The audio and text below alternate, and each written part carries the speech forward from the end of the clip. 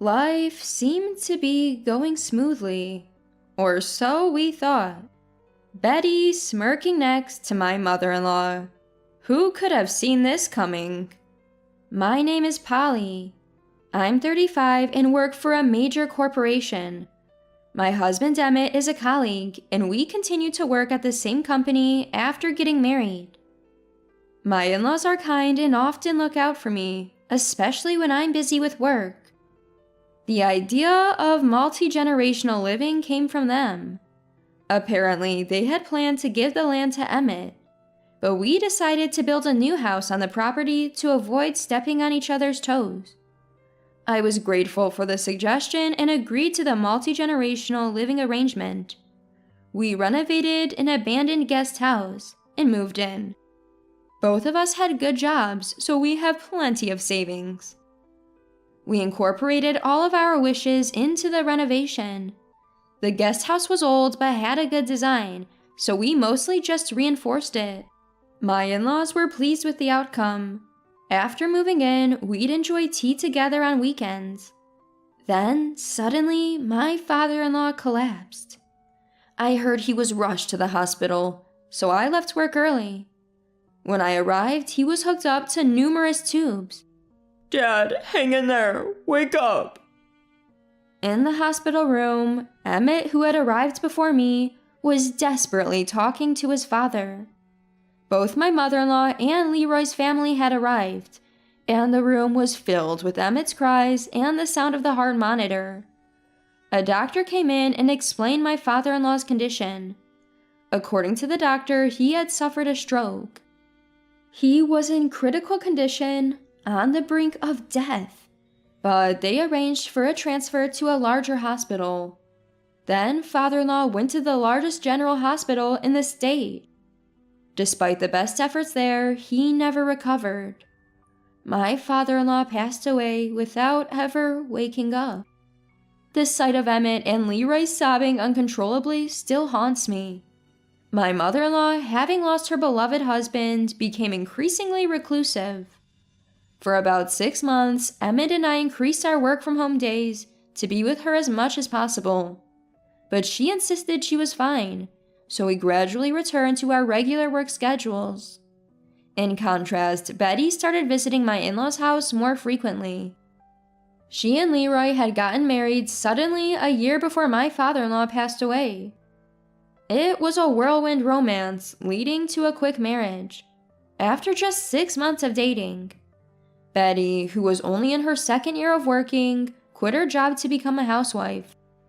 My in-laws were thrilled about the birth of their grandchildren. They had prepared many gifts. Betty seemed pleased and would boast about it whenever we met at the main house. Emmett and I hadn't been blessed with children since our marriage, but we never felt pressured as we loved our jobs and had each other, and my in-laws never rushed us. Seeing this, Betty always seemed to smirk triumphantly. Moreover, it seemed that my father-in-law and Betty didn't get along. He was old-fashioned and often engaged in physical contact. It was usually innocent, like patting on the back or stroking the head, which I found comforting, but Betty seemed to feel differently. So, Betty avoided coming to my in-laws' house because she didn't like my father-in-law, and when she did come, she was cold to him. At first, my father-in-law would show up to see the grandkids, but he seemed to grow tired of her attitude. Eventually, he started avoiding Betty, staying in his room whenever she visited. And now, Betty was visiting frequently, targeting times when we were at work. I had a bad feeling about it, but Emmett saw it differently. Maybe she's just trying to keep Mom company. Mom's alone during the day, and she's happy to see the grandkids, he said. Emmett had a point, so I pushed down my concerns and carried on with life. 6 months passed, and the anniversary of my father-in-law's death was approaching. We were called over by my mother-in-law and received shocking news. You know Leroy changed jobs, right? But it seems he's not making much in terms of salary or bonuses. Betty seems to be struggling too. We were puzzled by this sudden conversation. So you two both have jobs, right? And no kids, so you have some flexibility. I'd like you to give the guest house to Leroy and his wife." We were stunned. This had been Betty's plan all along. She must have spent the last 6 months convincing my mother-in-law. Indeed, Leroy had changed jobs about a year before my father-in-law passed away due to a layoff. It happened while Betty was pregnant, and the reason for layoff was downsizing. Leroy struggled to find a new job for about 3 months. Eventually, he took a job at a small company, thanks to a referral from my father-in-law. Emmett, who usually doesn't talk much about Leroy, seemed relieved. He must have been worried about Leroy's situation. It's true that our dual-income household has more financial flexibility, and it's also true that we don't have kids. But the suddenness of it all left us bewildered. Emmett expressed this to my mother-in-law. "It's hard to just give up the house we renovated." "I understand. That's why I'll cover the renovation costs."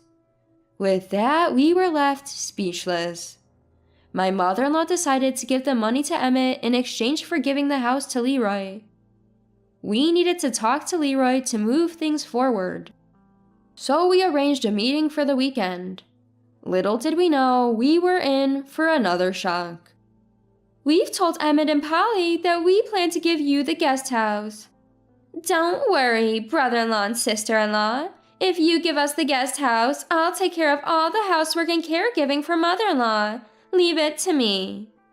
Betty started speaking confidently, and Leroy seemed to agree. "Well, if you're going to go that far, we do have some financial flexibility, and if it's for the sake of living, we can't say no. But we can't move out immediately. We both have jobs, so we need to find a new place and move. Let's say we need 3 months. Leroy and Betty can move in after that." I nodded at Emmett's words. My mother-in-law seemed to have no objections. If Betty was going to handle the housework and caregiving, I had no reason to oppose. But Betty's next words left us all stunned. "Wait, you guys are moving into the main house, right?" "What?" Not just my mother-in-law, but everyone in the room was shocked. We were left speechless, not understanding the meaning of her words. Ignoring our reactions, Betty continued excitedly. "So, you guys will live in the main house. I'll take care of your share of the housework and get a gratuity from you. That way, I'll have some income and you'll be relieved of chores. It's a win-win situation." Here's how Betty laid it out. First, we would live with my mother-in-law in the main house. Leroy and his family would live in the guest house. Betty would come to the main house every day to do chores. In return, we would pay her. The guest house was mortgage-free, so no rent was needed. As for why she wouldn't live with my mother-in-law, she said it was easier to avoid conflicts and that the guest house was better suited for raising kids. I got a headache from her selfishness. It seems like this was news to my mother-in-law as well. She thought she would be living alone while Leroy's family moved into the guest house. "So, how much should we pay you in gratuity?" Emmett asked. "I knew you'd understand. You don't have to pay much since we're family. Maybe around $2,500. That should be enough. You guys get to relax. Mother-in-law gets to see the grandkids every day, and our lives get easier. Everything is settled. Isn't it perfect?" I couldn't understand why we should pay $2,500. Emmett was visibly shaking with anger. Leroy seemed surprised too. "Wait a minute, I didn't know about this gratuity thing," he said. "What? Really? But we're talking about it now, so it's okay, right?" Betty answered, looking puzzled. Leroy sighed but didn't press the issue, suggesting he wasn't entirely against the idea. "Perfect, huh? Perfectly stupid," Emmett said, making Betty's face tense up. Emmett continued talking. "Why should we not only give up the guest house, but also pay $2,500 a month? And since when is that a family rate?" Tears welled up in Betty's eyes. She muttered something and then responded, crying. "Why can't you understand? Everyone benefits. Mother-in-law won't be lonely and you guys get to relax. I can't work outside because I have a baby, and this baby is the only one in this family. Aren't babies supposed to be raised by everyone?" Put the baby aside. You could use daycare, Emmett said. Betty burst into tears, her shrill voice filling the room. Why would you say that? I can't send my son to such a barbaric place. What's wrong with wanting to be with him until he's old enough for preschool? Betty started sobbing like a child. Emmett and I watched in disbelief, but my mother-in-law seemed to sympathize with Betty. Betty has thought this through. I'm okay with living with you guys. If Betty takes care of the housework, it'll be easier for everyone. Family should help each other, right? It seems my mother-in-law had been completely won over by Betty in the past 6 months. Leroy, rubbing Betty's back, looked at us pleadingly. Betty was crying with her face down, but I saw a smile through the gaps in her fingers. Men don't understand the hardships of housework, but you get it, right? It'll be easier and cheaper for everyone, Betty said, looking at me. I responded with a smile. Yes, I agree with Emmett. Did you know? Housework for 2 people isn't that big of a deal. And $2,500, no offense, but I don't think your housework is worth that much. She seemed to have not expected a refusal. Betty stared at me, dumbfounded. Emmett sighed deeply and said to the 3 of them, Fine, we'll move out of the guest house, but we're not moving into the main house. Do whatever you want with the guest house after we leave. You don't have to return the renovation costs. But from now on, no financial support. Figure it out yourselves. Emmett left the room after saying that. I followed him, saying my goodbyes. Polly, I'm sorry for the trouble. About the renovation costs, too. Don't worry about it. Let's just find a new place and move out. We went straight to a real estate broker and started looking for a new home. Fortunately, we found a great place to live within a week. It's a luxury condominium with strict approval criteria. But after the real estate broker learned where we worked, he recommended we apply. We passed with flying colors and could move in a month.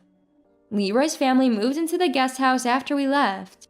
But even with Leroy's income and mother-in-law's pension, they were struggling financially. As for Betty, she only did housework in the main house for about a month. After that, she left her child with someone else and went out, not even taking care of her own home. When we heard Betty's itemized $2,500 bill, by the way, we had a good laugh. $300 per person, multiplied by 6 family members, equaled $1,800. Additional charges for non-food expenses. The remaining $700 was pure gratuity for Betty, basically her allowance. Why on earth would we need to pay Betty's allowance? Emmett and I looked at each other and laughed at her ridiculous itemization. We later heard that Betty used to be a plant on a dating app. She continued this even after marriage to make some extra money, but Leroy found out and suspected her of cheating, so she quit. Since then, Leroy has forbidden Betty from working. As a result, Betty has no pocket money. So Betty thought she could get gratuity from us. Her plans for the money? Teas, spa treatments, and buying brand name items. We were amazed at her vanity. Still, Leroy has no plans to divorce her. We decided that after moving, we would only visit for New Year's celebrations and father-in-law's death anniversary. She sometimes hints at living together, but Emmett and I both brilliantly ignore it. Mother-in-law doesn't push too hard, perhaps sensing the awkwardness. In our new home, we decided to upgrade all our appliances. Robot vacuum, washing machine with dryer, and AI-controlled devices. All these cost less than 6 months of Betty's proposed gratuity. Housework became much easier, and we enjoyed our time more. Soon after moving, I found out I was pregnant. We'll be a family of 3 next year. I plan to continue working. So, how do I know about their current situation? Simple. Betty calls us almost weekly, hoping for our sympathy, which we don't have. Still, Betty didn't hesitate to call me, and I answered in a cheerful voice. I cheerfully told her, "Our child is expected to be a girl, so she won't be a playmate for your son. Plus, we plan to send her to daycare. We're also budgeting for her education, so we can't help with your childcare. Please manage on your own." I hung up while Betty was still talking. She called back several times, but I ignored her. We haven't told Betty or mother-in-law, but we've moved a plane ride away. Emmett accepted a promotion at the headquarters that he had previously declined. I'm also transferring to a different department at the headquarters. I'm grateful that I can take maternity and parental leave. Mother-in-law and Betty probably think we moved nearby because we left a local condominium brochure at mother-in-law's house. I wonder how Betty will react when she finds out the truth. Unless we visit them, we won't have to deal with them anymore. I secretly look forward to seeing their faces the next time we visit. After sipping some decaffeinated tea, I deleted mother-in-law and Betty's contact information. From now on, we'll focus on our important family, doing our best in housework, childcare, and, of course, our jobs.